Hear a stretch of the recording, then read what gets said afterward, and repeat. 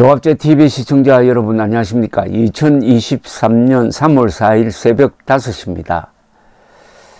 제가 여러분 지금 상방울 경기도 이재명이 얽혀있는 대북 불법 송금 사건은 대장동 사건보다 더 심각한 범죄가 될 것이다 라고 말을 하고 있는 이유가 있습니다.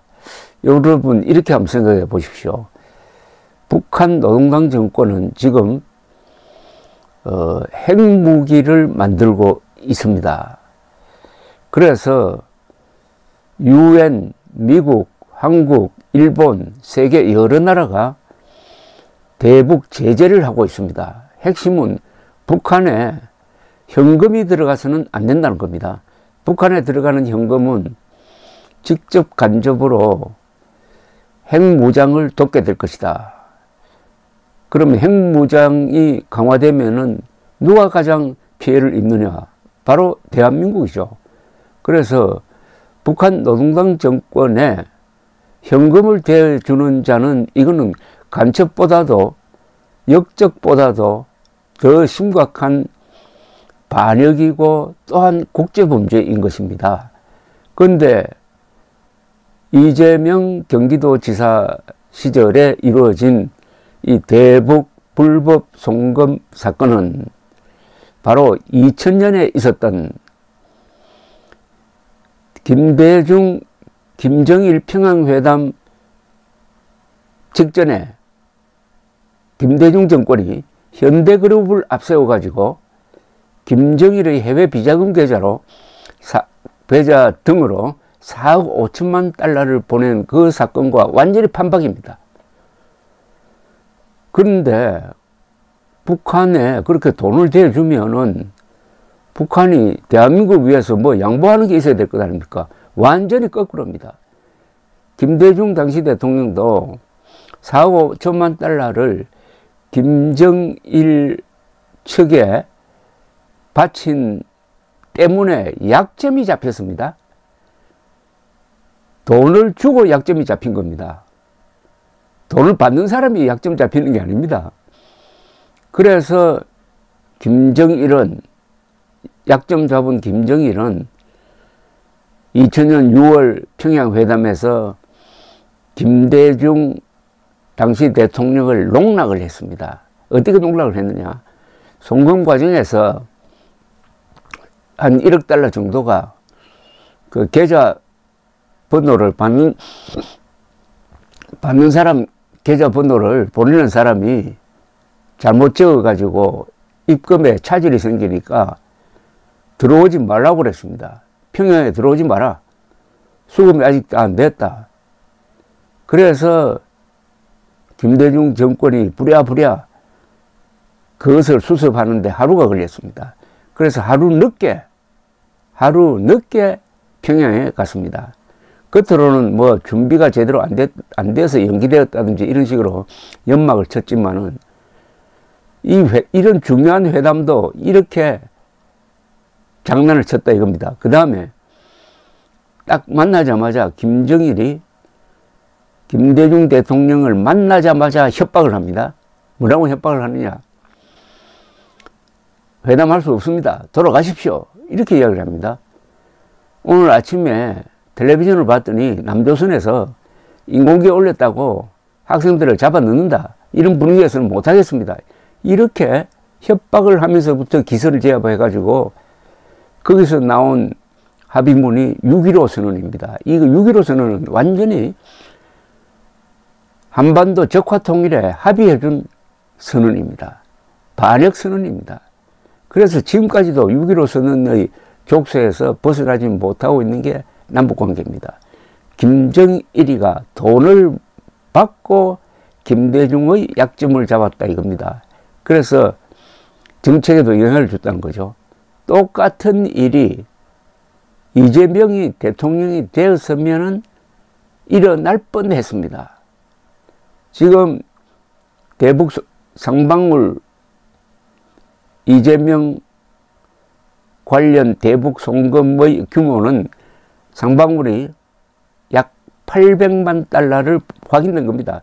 약 800만 달러를 보낸 걸로 되어 있는데 800만 달러, 약 100억입니다. 약 100억을 받은 자 중에서 핵심이 누구냐 하면은 2010년 3월 26일 천안함을 폭침시켜 가지고 수십 명의 한국 해군 장병들을 죽인 김명철 당시 정찰총국장입니다.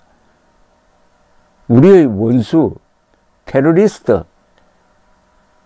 이자 쪽에 있는 조직에 약 100억 원의 불법 자금을 보낸 사건의 심장이 바로 이재명이라는 이야기입니다. 반역의 심장입니다. 이재명이야말로 반역의 심장입니다. 요사이 국민의힘 전당대회 하는 걸 들어보면은 대구 경북지방에 간 후보들이 한결같이 하는 이야기가 대구 경북은 보수의 심장이라고 그러는데 똑같은 용어로 이야기한다면은 이재명이야말로 반역의 심장입니다. 대북 불법 송금 사건이 그래서 대장동 사건보다 더 크다는 이야기입니다. 그런데 이게 서서히 그 모습을 드러내고 있습니다. 자, 어제 수원지법 형사 11부 심리로 열린 재판에서 중요한 증언이 또 나왔습니다. 이 재판은 뭐냐면은 이화영 전 경기도 부지사의 뇌물 및 정치자금법 위반 사건 재판입니다. 여기에 증인으로 나온 사람이 방용철 쌍방울 부회장입니다. 이 사람은 10년 넘게 쌍방울에 근무하면서 계열사 대표를 지냈고 김승태 전 회장을 측근해서 보조한 인물입니다. 이 사람이 왜 구속되었느냐?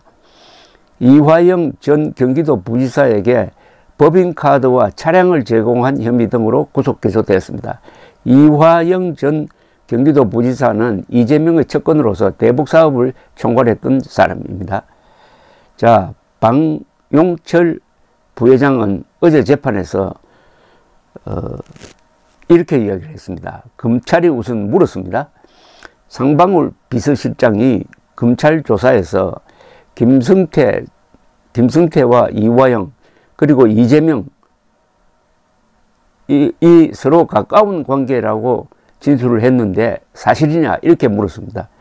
이 질문에 대해서 방용철 부회장은 김승태와 이재명 두 사람이 이화영 부지사, 이태영 변호사의 전화로 서로 통화하는 것을 봤다. 그러니까 김승태와 이재명이 서로 통화하는 것을 봤다고 증언을 했습니다. 물론 이재명은 거짓말을 하기를 나는 김승태 전혀 모른다고 했는데 이게 사실이 아니라는 겁니다.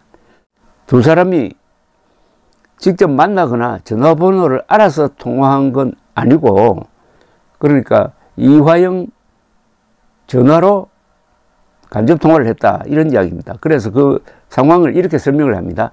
2019년 1월 17일 중국 신명에서 있었던 쌍방울 경기도 관계자들과 송명철 조선아시아태평양 평화위원회 부실장 등 북한 측 인사들의 저녁 술자리에서 김승태 회장이 이재명 경기도지사와 통화하는 장면을 목격했다는 겁니다. 그는 방용철 부회장은 이렇게 이야기를 합니다. 이화영 부지사가 김승태 회장을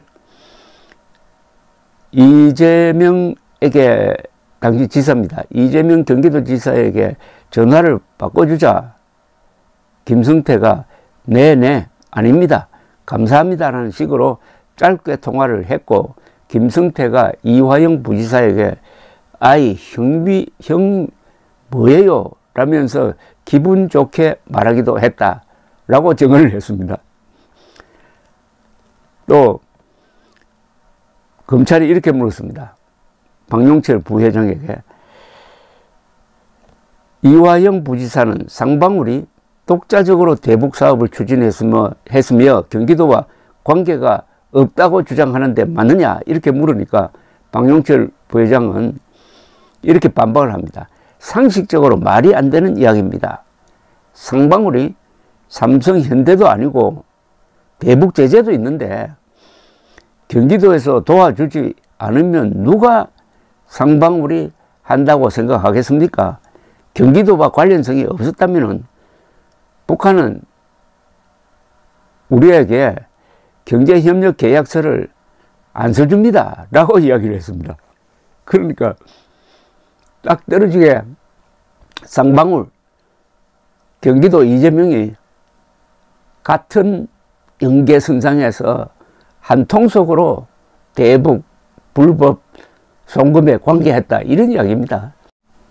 박용철 부회장의 이 대목 정언을 조금 더 구체적으로 소개를 하면은 이렇게 이야기했습니다. 경기도와 무관하다는 것은 상상도 할 수 없다. 말도 안 된다라면서 상식적으로 말이 안 됩니다. 시가총액 1조도 안 되는 쌍방울이 현대나 삼성도 아니고 대북 제재도 있는데 경제협력 계약서 쪽지 6장을 받으려고 100억 원을 북한으로 보내겠습니까? 경기도에서 도와주지 않으면 누가 한다고 생각하겠습니까? 북측이 이재명 지사의 방북 비용 500만 달러를 요구한 것도 돈이 없다고 사정해서 300만 달러로 깎았습니다. 참 재밌습니다. 300만 달러를 깎았답니다. 사정을 해가지고. 요게 모든 것을 이야기합니다. 방북에 필요한 이재명 경기도지사가 북한을 방문하는데 필요한 사전 경비로서 북한이 500만 달러를 요구를 했는데 사정해서 300만을 깎아서 주었답니다. 뇌물을 줄 때 이렇게 저자세로 주었다는 이야기죠. 북한에서는 당당하게 요구하고 남한에서는 그 깎는데 이렇게 저자세였다는 겁니다. 이게 바로 뭡니까? 만약 이런 이재명이 대통령이 되었더라면은 북한이 돈 받은 걸 약점으로 잡아가지고 이재명을 흔들어가지고 북한 노동당 정권에 유리한 정책을 펴도록 압박을 했을 것이다. 또는 조정을 했을 것이다. 이런 이야기 아니겠습니까? 태영호 의원이 똑같은 주장을 했습니다. 자, 이렇게 보면은 제가 여러 번 주장하듯이 이 쌍방울 경기도 이재명 유착 대북 불법 송금 사건이 왜 대장동 사건보다 더 큰 사건이냐 하는 것을 알 수 있을 것입니다. 바로 국가 반역 사건이기 때문입니다.